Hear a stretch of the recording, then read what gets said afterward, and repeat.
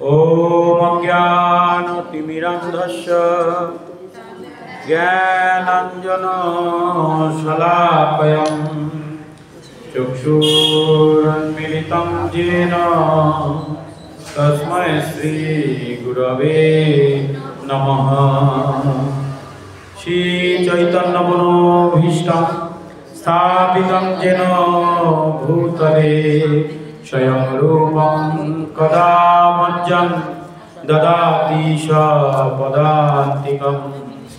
वन्देऽहं श्रीगुरु श्रीयुतो पदकमलं श्रीगुरुणो वैष्णवस्य श्रीरूपं शक्रजातं सहगणो रघुनाथान्वितं तं सजीवं साद्वैतं सावधूतं परिजनसहितं श्रीकृष्ण चैतन्यदेव श्रीराधा कृष्णपादां सहगणो ललिता श्रीविशाखान्वितं च वत्सकल्पतरुभ्यश्च कृपासिन्धुभ्यो एव च पतितानां पावनेभ्यो वैष्णवेभ्यो नमो नमो।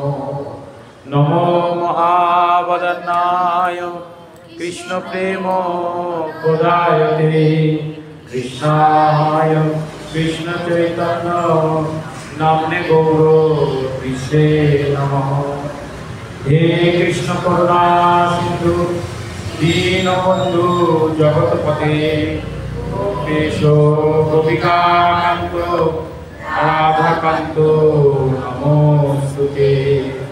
तप्तकाञ्चन गौरांगी राधे वृन्दावनेश्वरी विशोभानुसुते देवी प्रणमामि हरिप्रिये। नीलाचल निवासाय नित्याय परमात्मने बलभद्र सुभद्राभ्यां जगन्नाथाय ते नमः। जय श्री कृष्ण चैतन्य प्रभु नित्यानंद श्री अद्वैत गदाधर शिवासादि गौर भक्तवृंद। हरे कृष्णा कृष्णा कृष्णा हरे हरे, हरे राम राम राम हरे हरे। ओम नमो भगवते वासुदेवाय। ओम नमो भगवते वासुदेवाय। ओम नमो भगवते वासुदेवाय। मुखं करोति वाचालं पंगुलं गाते गिरिं यत्कृपातमहं वन्दे परमानन्दमाधवं। नारायणं नमस्कृत्य नरं चैव नरोत्तमं देवी सरस्वती व्यासं ततो जयमुदीरये। नमो विष्णुपादाय गौरवैष्णव महात्मने श्रीमते असीत कृष्ण ब्रह्मचारिणी नामिने भक्तिमाचार्य ख्यात गौरवाणी प्रचारको शरणागत पादाय नमो श्री गुरुवे नमः। भगवान श्री श्री राधा माधव श्रीमती राधा रानी जगन्नाथ बलदेव सुभद्रा महारानी चैतन्य महाप्रभु नित्यानंद प्रभु सर्वस्वामी प्रभुगण व्यासदेव जी महाराज सुखदेव जी महाराज आपन आपन गुरु महाराज सकल साधु गुरु ब्राह्मण वैष्णव वृंदके प्रणाम जानिए गौर संघ मंदिरेर प्रतिष्ठाता उपस्थित भक्तवृंदके प्रणाम जानिए एवं उपस्थित भक्तवृंदके प्रणाम जानिए যে আমরা এখানে चैतन्य चरितामृत कथा श्रवण करब। जय जय श्री श्री चैतन्य चरितामृत की। अपरिकल्पित पूर्व चमत्कारी स्फुरति मम गौरीयान् एषो माधुर्य पुरः अयम अहम अपि हन्त प्रेक्षजमलब्धुचेतः सरसभम् उपभोक्तं कामये राधिका इव জয় জয় শ্রী শ্রী চৈতন্য চরিতামৃত কি জয়। আমরা শ্রবণ করছিলাম শ্রী শ্রী চৈতন্য চরিতামৃত গ্রন্থের আদি লীলার চতুর্থ পরিচ্ছেদ, শ্লোক নম্বর 146। এর আগের আমরা শ্রবণ করেছিলাম এর আগের দিন যে শ্রীমতী রাধারানী এবং আমাদের ভগবান শ্রীকৃষ্ণের মধ্যে অপরূপ প্রেম ও মাধুরিমা, তাদের প্রেমের মাধুর্য যা সম্পূর্ণই কামমুক্ত, কামশূন্য।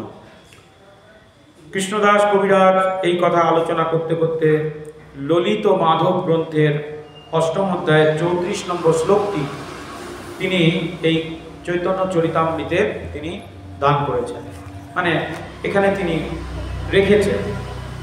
এখানে কি বলা হচ্ছে? অপরিকলিত পূর্ব কহ চমৎকারী স্ফুরতি মম গরিয়ান এসো মাধুর্য পুর। বলছেন অপরিকলিত, অনাস্বাদিত, অর্থাৎ রাধাকৃষ্ণের যে প্রেম তা ব্রজলীলায় কৃষ্ণ আস্বাদন করেছিলেন, কিন্তু সেই আস্বাদনের রস কেমন তা কিন্তু কলির মানুষ, সত্য ত্রেতার মানুষ, তাদের কাছে অনাস্বাদিত, তারা উপভোগ করতে পারেনি সেই রসকে। তো তাই অপরিকলিত। পূর্বে চমৎকার, এই চমৎকার অপূর্ব সুন্দর রস পূর্বে কখনো কোনো মহাজন, কোনো মহাপুরুষ বা কোনো ভগবানও এসে দিয়ে যায়নি। স্ফুরিত মম গরিয়া এসো মাধুর্য পুরম। এবং তার থেকেও অধিক রস রাধাকৃষ্ণের প্রেমের যে মহিমা, তা যখন মহাপ্রভুর আদেশে মহাপ্রভুর গণেরা বর্ণনা করছেন, তার মহিমা আরও অধিক থেকে অধিক মাধুর্যপূর্ণ হয়ে যাচ্ছে। তাই বলছেন যে এই এক অনাস্বাদিত মাধুর্য যা প্রতিটি মানুষকেই চমৎকৃত করে। যেহেতু ঘটনাটা দ্রাপরে, তারপরেই একদম সহায় সম্বলহীন কলিযুগ, ফলে কলিযুগের মানুষ এই দ্রাপরে রাধাকৃষ্ণের প্রেমের মহিমা শুনে তারা কি করছেন? চমৎকৃত হয়ে যাচ্ছে। এরকমও হতে পারে, হয় কি না? রাধাকৃষ্ণের যখন প্রেমের মহিমা শুনি আর আমার জীবনের ঘটনা বা আপনার জীবনের ঘটনা যখন মিলাই, তখন আমরা চমৎকৃত হয়ে পড়ি, অবাক হয়ে পড়ি। যেটাও কি সত্যি? হ্যাঁ, এটাই সত্যি। এটাই সত্যি কেন? কারণ সেই প্রেমে কোনো কাম নেই, কোনো কাম গন্ধ নেই। আর এই যে জাগতিক প্রেম, এটা প্রেম ঠিকই, কিন্তু এর মধ্যে কি আছে? কাম গন্ধ মিশ্রিত আছে। তো যার জন্যে আমরা তা অধিক থেকে অধিক যত আস্বাদন করি রাধাকৃষ্ণের প্রেমের মহিমা, ততই আমরা মানে চমৎকৃত হয়ে পড়ি। হায়, এই মধুরিমা অবলোকন করে কবে আমার চেতনা লুপ্ত হবে? তাই সাধুগুরু বৈষ্ণবরা বলছেন যে রাধাকৃষ্ণের এই প্রেমের মহিমা অবলোকন করে, দর্শন করে বা শ্রবণ করে কবে আমার হৃদয়ে সেই প্রেম জাগ্রত হবে এবং শ্রীমতী রাধারানীর মতো বলপূর্বক সেই রূপ ও মাধুরী আস্বাদন করতে আমি কবে বাসনা করব। এটা আমাদের ললিত মাধব গ্রন্থের শ্রীল রূপ গোস্বামী বিরচিত একটি শ্লোক। ললিত মাধব বলে একটি অদ্ভুত গ্রন্থ আছে শ্রীল রূপ গোস্বামী, সেখানে তিনি এটা লিখছেন যে রাধা রানী কৃষ্ণের প্রতি তার যে এই যে প্রেমের লোলুপ বাসনা, আমার হৃদয়ে তা কবে হবে? হ্যাঁ, তো সেই জন্যে আমিও সেই প্রেমের বাসনা করি, রূপ গোস্বামী বলছেন। তো বলা হচ্ছে যে দ্বারকা লীলা বিলাসকালীন মণি ভিত্তিতে আপনার প্রেম ও প্রতিবিম্ব রূপ মাধুরী দর্শন করে ভগবান শ্রীকৃষ্ণ স্বয়ং এই উক্তি করেছিলেন। তো ভগবান শ্রীকৃষ্ণ যখন তিনি দ্বারকায় চলে এসেছিলেন, তখন একটি জলাশয়ের ধারে বসে নিজের প্রতিবিম্ব তিনি দর্শন করছেন, নিজের প্রতিবিম্ব তিনি দর্শন করছেন আর রাধারানীর কথা চিন্তা করছেন। চিন্তা করতে করতে তিনি রাধারানীর ভাবে ভাবিত হয়ে গেছেন। তার মানে সেই শ্যামল বর্ণ রাধারানীর মতন কাঞ্চন বর্ণ হয়ে গেছে, হয়ে তিনি তার সেই অপূর্ব রূপ মাধুরী দর্শন করে তিনি তখন এই কথা ভাবছেন। আর এটা হচ্ছে দ্রাপর যুগের ঘটনা। শ্লোকটা লিখছেন কে? কলিযুগে শ্রীল রূপ গোস্বামী। তার মানে তিনি ওইখানে বসে সেই মুহূর্তে তিনি সেই ভগবানের ওই মহিমাকে দর্শন করছেন, করে তারপর এই শ্লোকটা লিখছেন। কৃষ্ণ মাধুর্যের এক স্বাভাবিক বল, কৃষ্ণ আদি নর নারী করে চঞ্চল। বলছে কৃষ্ণ মাধুর্যের এক স্বাভাবিক বল। ভগবান শ্রীকৃষ্ণের 6 প্রকারের মাধুর্য আছে, আপনারা জানেন। 4 প্রকারের মাধুর্য আছে, রূপমাধুরী, বেণুমাধুরী, এরকম 4 প্রকারের মাধুর্য আছে। তো কৃষ্ণ মাধুর্যের এক স্বাভাবিক বল, তার এক বল আছে, তিনি ভালো বাঁশি বাজাতে পারেন, তিনি অপূর্ব সুন্দর। তার লীলা মাধুরী আছে, তিনি লীলা বিলাস করতে পারেন। হ্যাঁ, তো তার জন্যে তার বল অস্বাভাবিক। কৃষ্ণ আদি নর নারী করে চঞ্চল। তাহলে ভগবান শ্রীকৃষ্ণের এই রূপমাধুরী, লীলা মাধুরী, বংশী মাধুরী, বেণু মাধুরী, এগুলো যখন মানুষ শ্রবণ করে তার হৃদয় চঞ্চল হয়ে ওঠে। তাই যা স্বয়ং ভগবান শ্রীকৃষ্ণ থেকে শুরু করে সকলকেই চঞ্চল করে দেয়। শ্রীকৃষ্ণকে স্বয়ং চঞ্চল করে দেয় এবং তার ভক্তদেরও মনকে একেবারে কৃষ্ণ আদি নরনারী, কৃষ্ণ আদি মানে ভগবান শ্রীকৃষ্ণ স্বয়ং যত জড়জগতে নরনারী আছে তাদের সকলের মনকেই চঞ্চল করে দেয় কৃষ্ণের এই মাধুর্য। মানে কৃষ্ণের মাধুর্য এমন, ভক্তদের তো চঞ্চল করেই, ভগবান স্বয়ং নিজেও আবার তার এই মাধুর্যে তিনি চঞ্চল হয়ে পড়েন। শ্রবণে দর্শনে আকর্ষণে সর্বমন, আপন আস্বাদিত কৃষ্ণ করেন যতন। শ্রবণে দর্শনে আকর্ষণে সর্বমন, কৃষ্ণ কথা শ্রবণ করলে, কৃষ্ণকে দর্শন করলে আকর্ষণে সর্বমন, সবার মনকে আপনি আকর্ষণ করতে পারবেন। আমরা তো চাই সবাই আমাদের ভালোবাসুক, চাই না? তার একমাত্র উপায় হচ্ছে কৃষ্ণ ভক্তি। আপনি যদি ঠিক মতো কৃষ্ণ ভক্তি করেন, কেউ আপনাকে ঘৃণা করবে না, সবাই ভালোবাসে।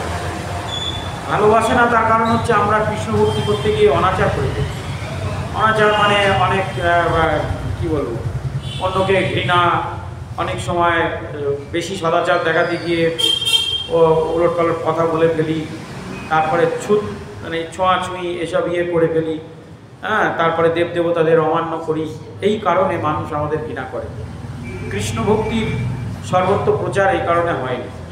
কিন্তু বলা হচ্ছে শ্রবণে দর্শনে আকর্ষণে সর্বমন, যিনি কৃষ্ণ কথা নিত্য শ্রবণ করেন এবং ভগবানকে নিত্য দর্শন করেন, ভগবানের বিগ্রহ, আকর্ষণে সর্বমন, তার মন ভগবান আকর্ষণ করে নেন, সেও সবাইকে আকর্ষণ করতে পারে।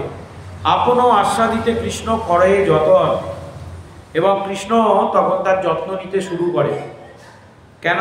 ভগবান জানে যে এর যদি আমি যত্ন নিই তাহলে এ আবার আমার যত্ন করবে, তাই না? তবে বলছেন আপনও আস্বাদিতে কৃষ্ণ করেন যতন। ভগবান জানেন যে কৃষ্ণ কথা বলে, এই কৃষ্ণ কথা শ্রবণ করে, সে আমার সেবা করে, তখন কৃষ্ণই তখন নিজে ভালো থাকার জন্য আপনও আস্বাদিতে, নিজেকে আরও সুন্দরভাবে আস্বাদন করার জন্য তিনি করে যতন।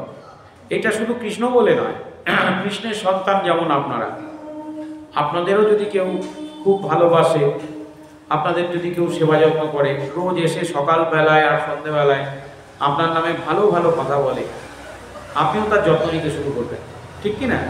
হ্যাঁ, যে এত সুন্দর সুন্দর উনি আমাকে আমার নামে বলেন, তাহলে এনাকে ভালো করে রাখা দরকার। তো তেমন কৃষ্ণও তাই, আপনও আস্বাদিতে কৃষ্ণ করেন যতন। তার সুমধুর কণ্ঠস্বর বংশীধ্বনি শ্রবণ করে, তার অনুপম রূপমাধুরী দর্শন করে সকলের মন তার প্রতি আকৃষ্ট হয়। এমনকি স্বয়ং ভগবানও শ্রীকৃষ্ণ তার মাধুর্য আস্বাদন করার জন্য তিনি চেষ্টা করে যান। এ মাধুর্যামৃত পান সদা যেই করে, কৃষ্ণা শান্তি নহে কৃষ্ণা বারে নিরন্তরে। অনেকে বলে যে কৃষ্ণ ভক্তি করলে কি শান্তি পাওয়া যায়? চৈতন্য চরিতামৃত গ্রন্থে বলছে যে শান্তি পাওয়া যায় না, আরো অশান্তি বাড়ে। কিরকম অশান্তি বাড়ে? এ মাধুর্য পান সদা যেই করে, যে সর্বদা কৃষ্ণের মাধুর্য পান করে, তার তার অনেকে বলে যে সে শান্তিতে থাকে না, তার অশান্তি আরো বেড়ে যায়। কিরকম? তৃষা শান্তি নহে তৃষ্ণা বাড়ে নিরন্তরে। ধরুন আপনি এক গ্লাস জল পান করলেন, জল পান করলে আপনার কিছুটা তৃষ্ণা মিটলো, আপনি শান্ত হলেন। আরও এক গ্লাস পান করলেন, আপনার একবারে শান্ত হয়ে গেল, আর জল খেতে ইচ্ছা করবে না, 2-3 ঘন্টা শান্ত হয়ে গেল। কিন্তু কৃষ্ণের এই যে অমৃত মাধুর্য, যা কিছু হরিকথা, এটা যদি কেউ প্রাণ করে তাহলে তৃষ্ণা শান্তি নহে, তার তৃষ্ণা আর মিটছে না, শান্ত হচ্ছে না। যেটা আমি একটু আগে বললাম, জলের স্বাদ, রসগোল্লার স্বাদ, অন্য কোনো খাদ্যের স্বাদ একবার দুবার খেলে আপনার মিটে যাবে, কিন্তু তৃষ্ণা শান্তি, তৃষ্ণা বাড়ে নিরন্তরে। আর কৃষ্ণ কথা শ্রবণ করলে, ঠিকমতো যদি শ্রবণ করেন, যদি বক্তা ঠিক হয়, তাহলে আপনার কি হবে? তৃষ্ণা বেড়েই যাবে। আজ কি হবে, কাল কি হবে, উনি একরকম বললেন, আর একজনের কাছে শুনি, এই শোনার ইচ্ছা দিন দিন বাড়তেই থাকবে, বাড়তেই থাকবে। তাই বলছে তৃষ্ণা শান্তি নহে, সে তখন শান্ত নয়। এই শোনবার জন্য তখন তো ঘরে বসে বসে আর হবে না, একদিন হয়তো ঘরে বসে হলো, প্রতিদিন তো হবে না। প্রতিদিন তাহলে এখানে যেতে হবে, ওখানে যেতে হবে, যেসব জায়গায় কৃষ্ণ কথা হচ্ছে সেসব রস নিতে হবে। তো তার জন্যে তৃষ্ণা বাড়ে নিরন্তরে। তার যত শুনবেন তত তার মনের যে তৃষ্ণা আরও সুন্দর, আরও ভাল লাগবে। প্রথম দিন একটু ভাল লাগলো, পরের দিন আরেকটু ভাল লাগলো, তারপরের দিন আরেকটু ভাল লাগলো। এইভাবে করতে করতে যত শুনবেন ততই ভালো লাগতে শুরু করবে। যেটা সংসার জীবনে সম্পূর্ণ আলাদা। যে কোনো একটা বস্তু নিন, সেটা আপনি একবার, দুবার, 3 বার, 4 বার, 5 বার আর ভালো লাগবে না। সেই জিনিসটা দেখবেন ভালো করে। অতৃপ্ত হইয়া করে বিধির নিন্দন, অবিদগ্ধ বিধি ভালো না জানে সৃজন। এবার কি হয়েছে বুঝতে হবে প্রত্যেকটা বিষয়। তৃষ্ণা শান্তি নয়, সে তো অশান্ত হয়ে উঠেছে। এবার যখন অশান্ত হয়ে ওঠে তখন তো অতৃপ্ত। ধরুন একদিন সে কৃষ্ণ কথা শুনেছিল, পরের শনিবার আমি এলাম না, তখন কি হলো? অতৃপ্ত হইয়া করে বিধির নিন্দন। তখন সে নিন্দা করতে শুরু করে, রেগে যায়, এই প্রভু এলো না কেন, এই হলো না কেন, আজকে অনুষ্ঠানটা হলো না কেন, এরকম হয়। এটা কিন্তু তার মানে যে আমার সে ভালো চায় বা খারাপ চায় বা আমার নিন্দা করছে তা না। এটা হচ্ছে তার হরিকথা শ্রবণ করে করে তার মধ্যে তৃষ্ণা এত বেড়ে গেছে যে তার ওইটুকু দেরি আর সহ্য হচ্ছে না। বুঝতে পেরেছেন? এইটুকু দেরি সহ্য হচ্ছে না। শুধু ওইটা কেন, অনুষ্ঠান শুরু করতে দেরি হচ্ছে, ভক্তরা পাগল হয়ে গেছে, বা ধরুন এরকম নানান ঘটনা হতে পারে। হ্যাঁ, অতৃপ্ত হইয়া করে বিধির নিন্দা। মাঝে মাঝে গোপীদেরও ঠিক এই অবস্থা হতো। তারা ভগবান শ্রীকৃষ্ণ কখন বেরোবে গোষ্ঠে সেই জন্য অপেক্ষা করে থাকতো, আবার কখন ফিরবে তারা অপেক্ষা করে থাকতো। এইবারে মাঝে মাঝে যখন শ্রীকৃষ্ণের দেরি হতো, যেতে বা আসতে দেরি হতো, তখন তারা বিধির নিন্দা করতে শুরু করতো। বিধি মানে বিধাতা, হ্যাঁ, বিধাতা পুরুষের নিন্দা করতে শুরু করতো, যে হায় রে বিধাতা পুরুষ, কেনই বা আমাদের এই জন্ম দিয়েছ, আর কেনই বা আমাদের এত অপেক্ষা করাচ্ছ, কখন আমরা ভগবানকে দর্শন করব, আমাদের এই জীবনই বৃথা। হ্যাঁ, অতৃপ্ত হইয়া করে বিধির নিন্দন। এটা সেই নিন্দা নয়, এটা কিন্তু ভগবানের প্রতি তার যে এই যে মাধুর্য পান করে করে তার তৃষ্ণা এত বেড়ে গেছে যে সে এই প্রকারে, মানে আমার আপনার তো ছেড়েই দিন, বিধাতারও নিন্দা করতে শুরু করেছিল গোপীরা। অবিদগ্ধ, হ্যাঁ, অবিদগ্ধ বিধি ভালো না জানে সৃজন। বিধি মানে বিধাতা, আর বিধাতা মানে হচ্ছে এখানে ব্রহ্মার কথা বলা হয়েছে। অবিদগ্ধ, সে একেবারে এই জগৎকে সাজাতে বিদগ্ধ নয়, পটু নয়, অবিদগ্ধ, পটু নয়, এটা বুড়ো হয়ে গেছে, না জানে সৃজন, সাজাতে পারেনি ঠিক মতো, তার জন্যই এরকম সমস্যা হচ্ছে।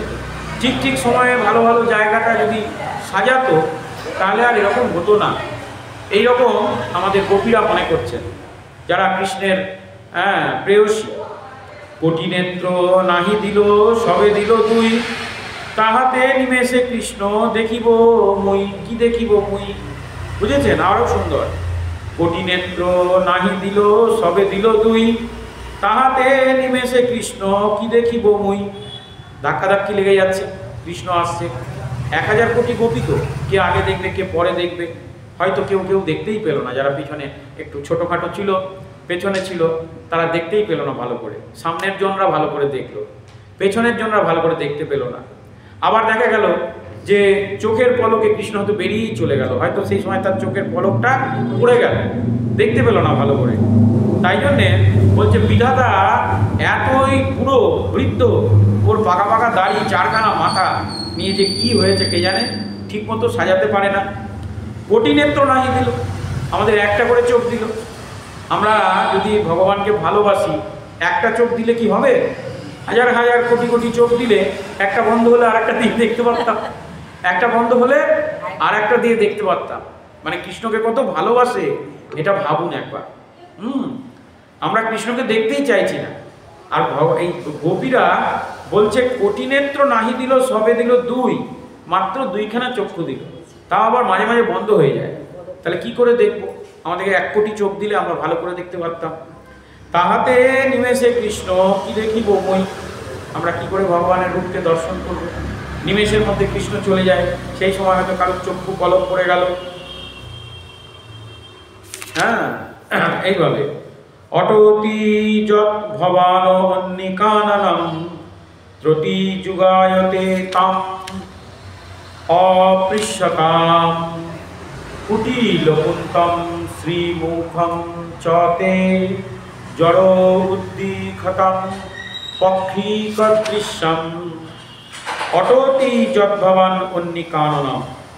বলছেন হে ভগবান, আপনি যখন কানন মানে বনের মধ্যে দিয়ে গমন করেন দিনের বেলায়, ত্রটি যুগায়তে তাম অস্পৃশ্যত, তখন এই যে 1 মুহূর্তকে 1 যুগ বলে মনে হয়। এই যে পলকটা পড়লে 1 মুহূর্ত, এই যে 1 মুহূর্তের জন্য কৃষ্ণ দেখতে পেলাম না, পলকটা পড়ার মাত্রই সেইটাকে মনে হচ্ছে 1 যুগ। তাই আমরা কোটিতম কুন্তলম শ্রীমুখম চতে, আহা আপনার কোটি কুন্তল অর্থাৎ কুঞ্চিত কেশদাম শোভিত শ্রীমুখমণ্ডল কত সুন্দর, জড়া উদীক্ষিতম পক্ষীকৃত দৃশ্যম, যা জড়জগতের সমস্ত জড় বাসনা থেকে মুক্ত করে দেয়। ভগবান শ্রীকৃষ্ণকে দর্শন করলে এখানে তাৎপর্য ব্যাখ্যা করছেন। এটা হচ্ছে শ্রীমদ্ ভাগবতমের 10ম স্কন্ধের 31তম অধ্যায়ের 15 নম্বর শ্লোক, যেখানে গোপিকারা বললেন যে হে কৃষ্ণ, দিনের বেলায় যখন তুমি গমন করো তখন তোমার কুঞ্চিত কেশদাম শোভিত সুন্দর মুখমণ্ডল দর্শন করতে না পেরে অর্ধ নিমেষকে 1 যুগ বলে মনে হয়। কৃষ্ণ হেঁটে যাচ্ছে, মাঝে মাঝে গোপীদের পলক পড়ছে, সেই 1 পলককে 1 যুগ বলে মনে হচ্ছে। তখন আমরা যে চোখ দিয়ে তোমার সুন্দর মুখমণ্ডল অবলোকন করি, তাতে পলক সৃষ্টি করার জন্য আমরা ব্রহ্মাকে কি বলি? মূঢ়, বোকা লোক, বৃদ্ধ লোক, সৃজন করতে জানে না বলে তার নিন্দা করি। জয় জয় শ্রী ভগবত কথা কি। তাহলে নিন্দা কিন্তু প্রেমেরই প্রকাশ, নিন্দা প্রেমেরই প্রকাশ। গোপীরা কি করছেন না, ব্রহ্মাটির নিন্দা করছে যে আমরা কৃষ্ণকে ভালো করে দেখতে পাচ্ছি না, আমাদের 1টি করে চোখ দিয়েছে, 2টি করে চোখ দিয়েছে। গোপশ্চ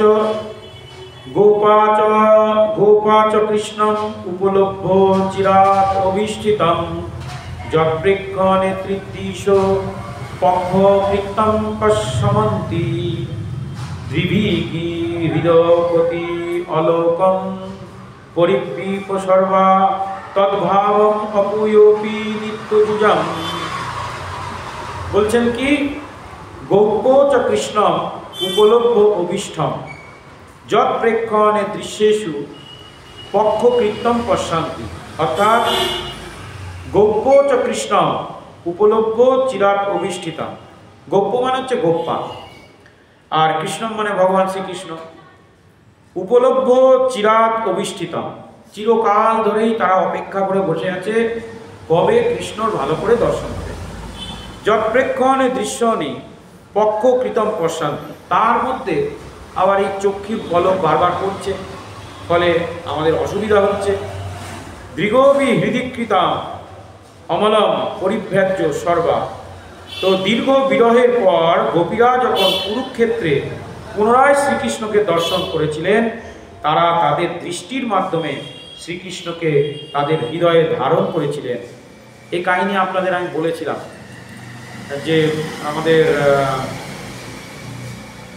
কোন একটা সময় অক্ষয় তৃতীয়াতে বললেন তার আগে, যে ভগবান শ্রীকৃষ্ণ একবার যখন তিনি দ্বারকার রাজা হলেন, সেই সময় তিনি সকলকে দর্শন দেওয়ার জন্যে একবার আমাদের ওই কুরুক্ষেত্র ময়দানে সবাইকে ডেকেছিলেন, তার মধ্যে গোপীরাও এসেছিলেন নেমন্তন্ন জানিয়ে। তো তাই সেই সময় তারা দূর থেকে ভগবানকে দর্শন করেছিলেন এবং তারা তাদের দৃষ্টির মাধ্যমে কৃষ্ণকে হৃদয়ে ধারণ করেছিলেন। কৃষ্ণের কাছে যেতে পারেননি। তার 16,108 মহিষী, এত সেবা সেবিকা, ফলে তারা কৃষ্ণের কাছে যেতে পারেননি। তারা দূর থেকে ভগবানকে দর্শন করে কেবলমাত্র তারা তাকে নিবিড়ভাবে আলিঙ্গন করেছিলেন মনে মনে। তার ফলে যে পরম ভাব তারা প্রাপ্ত হয়েছিলেন তা সিদ্ধ যোগীদের থেকেও দুর্লভ। অনন্তকাল ধরে যেসব যোগীরা সাধনা করে আসছেন, তাদের থেকেও দুর্লভ অনুভূতি, দুর্লভ মানে কি বলবো, কৃপা তারা কিন্তু লাভ করেছিলেন। ব্রজগোপিকারা তখন কৃষ্ণ দর্শনে বাধা প্রদানকারী চোখের পলক সৃষ্টি করার জন্য বিধাতাকে আবার পুনরায় ভৎসনা করেছিলেন। এটাও শ্রীমদ্ ভাগবতমের 10ম স্কন্ধের 82তম অধ্যায়ের 39 নম্বর শ্লোক। জয় জয় শ্রী শ্রী ভগবত কথা কি। কৃষ্ণ অবলোকন বিনা নেত্রফল নাহি আর, যেই জন কৃষ্ণ দেখে সেই ভাগ্যবান। তাহলে এদিকে আমরা গোপীদের কথা শুনলাম যে গোপীরা এক মুহূর্তের জন্যেই কৃষ্ণের বিরহ সহ্য করতে পারতেন না, এক মুহূর্তের জন্যে কৃষ্ণকে ছেড়ে থাকতে পারতেন না। তাই কৃষ্ণদাস কবিরাজ এখানে সিদ্ধান্ত দিলেন, কৃষ্ণ অবলোকন বিনা নেত্র ফল নাহি আর, যেই জন কৃষ্ণ দেখে সেই ভাগ্যবান। তাহলে চোখের কাজ কি? কৃষ্ণকে দর্শন করা, আর এর কোনো কাজ নেই। আর যা কাজ সেগুলো বাকি কাজ, ওসব কাজ না করলেও হবে। কৃষ্ণ অবলোকন বিনা নেত্র ফল নাহি আর। এই নেত্র ভগবান দিয়েছেন ভগবানকে দর্শন করার জন্য। যত দর্শন করবেন নেত্র, তত আপনার মানে কি বলবো, নেত্রও সুন্দর হবে। চোখ দেখে তো মানুষের মুখ দেখে তার সব জানা যায়, অনেকটা বোঝা যায়। আর মুখের মধ্যে চোখ হচ্ছে সর্বোত্তম। চোখ দেখে মানুষের তার মনের ভাষা পড়ায়। তাহলে সেই চোখ যদি ভগবানকে দর্শন করে তাহলে কত শ্রেষ্ঠ। তাই বলা হচ্ছে কৃষ্ণ অবলোকন বিনা নেত্র ফল নাহি আর। চোখের আর কোনো কাজ নেই, চোখের একমাত্র কাজ ভগবানকে দর্শন করা। যেই জন কৃষ্ণ দেখে সেই ভাগ্যবান। তাহলে এই জগতে যার টাকা আছে, বাড়ি আছে, ধন আছে, সম্পদ আছে, গাড়ি আছে, সব কিছু আছে, সে ভাগ্যবান? নাকি যে কৃষ্ণকে দর্শন করে 2বার 3বার করে, সে ভাগ্যবান? তো কৃষ্ণদাস কবিরাজ বললেন সেই ভাগ্যবান যে কৃষ্ণকে দর্শন করার সুযোগ লাভ করেছে। অখ্যাতম ফলম ইদম না পরমং বিদাম, সখ্য কৃষ্ণম অনু বিশেষতে বয়স্যই, ভক্তম বৃজঈশ সুতয় অনুবেনজুস্তম, জবানিপীড়িতম অনুরক্ত কটাক্ষমুখম। বলছে অখ্যানত্তম ফলম ইদম না পরম বিদাম। যাদের চোখ আছে তারা সকলেই কি ভগবানকে দর্শন করে? উত্তর হচ্ছে না। যারা ভগবানকে দর্শন করে না বা করতে চায় না তারাই হলো অসুর। আর যারা ভগবানকে দর্শন করতে ভালোবাসে, অখ্যাতম ফলম ইদম ন পরম বিদাম। গোপীরা বলছে যারা ভগবানকে দর্শন করতে ভালোবাসে তারাই হচ্ছে দেবতা। আর অখ্যাতম ফলম ইদম, আমাদের তো ভগবানকে দর্শন করা ছাড়া আর অন্য কোনো কাজই নেই। গোপীকারা বলছেন আমাদের একমাত্র কাজই হচ্ছে ভগবানকে দর্শন করা। সখ্য কৃষ্ণম অনুবেয়স্যতে বয়স্যই। তাই আমরা সবসময় আমাদের এই সখার সঙ্গে থাকতে চাই। বৃত্তম ব্রজ ঈশ সুতয় অনুবেষ্টম। তার বেণুগীত শ্রবণ করতে চায়, সেই নন্দ মহারাজের পুত্র তার সেবা করতে চায়, তার মুখমণ্ডল দর্শন করতে চায়। তাই গোপিকারা বললেন, হে সখীগণ, নন্দ মহারাজের ওই দুই পুত্র অর্থাৎ কৃষ্ণ বলরাম যখন গাভী ও সখা পরিবৃত হয়ে শাখা বাঁশি বাজাতে বাজাতে তাদের প্রিয় ব্রজবাসীদের প্রতি কটাক্ষ করতে করতে বনে প্রবেশ করেন, তখন তাদের সুন্দর মুখমণ্ডল যারা দর্শন করেন তারা ধন্য। তো ভগবান শ্রীকৃষ্ণ আর বলরাম তারা কি করেন, গাভী আর সখাদের দ্বারা পরিবৃত হয়ে সবাই মিলে একসাথে গিয়ে কৃষ্ণ বাঁশি বাজাতে বাজাতে যাচ্ছেন, আর প্রত্যেক ব্রজবাসীর প্রতি কটাক্ষ করছেন। অহংকারের দ্বারা তিনি একা একা একেবারে চোখ পাকিয়ে চলে যাচ্ছেন তা না, সবাইকে দেখছেন, আর যাদের দেখছেন মৃদু হাসছেন, দেখছেন আর মৃদু হাসছেন। হ্যাঁ, তখন তার সেই সুন্দর মুখমণ্ডল যারা দর্শন করেন তারা ধন্য, কারণ চক্ষুবান ব্যক্তির পক্ষে তাকে দর্শন করার থেকে আর কোনো শ্রেষ্ঠ বস্তু নেই। যার চোখ আছে তার কাছে সর্বশ্রেষ্ঠ বস্তু হচ্ছে কৃষ্ণ দর্শন, ভগবান শ্রীকৃষ্ণকে দর্শন করা। কেউ যদি সৌভাগ্যবান হন তাহলে তিনি গোপিকাদের মতো নিরন্তর শ্রীকৃষ্ণকে দর্শন করতে পারেন। ব্রহ্মসংহিতায় বলা হয়েছে যে প্রেমরূপ অঞ্জনের দ্বারা রঞ্জিত নয়নে ভক্তরা নিরন্তর শ্যাম সুন্দর কৃষ্ণকে দর্শন করেন। ভক্তদের চোখ হচ্ছে প্রেমের দ্বারা রঞ্জিত। হ্যাঁ, যেমন লোকে কাজল পরে না, সেরকম প্রেমাঞ্জন ভগবানের যারা ভক্ত হয় তাদের চক্ষু হয় প্রেম দিয়ে, মানে প্রেমের কাজল পরানো থাকে। তারা এই মূর্তিমান বিগ্রহকেই তারা ভগবান শ্রীকৃষ্ণ বলে মনে করে তাকেই আলিঙ্গন করতে চায়, তাকেই প্রণাম করে, তার সেবা করে। এগুলো প্রেমের দ্বারা হচ্ছে। শ্রীমদ্ ভাগবতমের দশম স্কন্ধের 21তম অধ্যায় 7 নম্বর শ্লোক থেকে উদ্ধৃত এই শরতের আগমন নামক গোপিকাদের অধ্যায়ের এটা উক্তি। এগুলো আমরা কার্তিক মাসে ব্যাখ্যা শ্রবণ করেছিলাম। জয় জয় শ্রী চৈতন্য চরিতামৃত কি।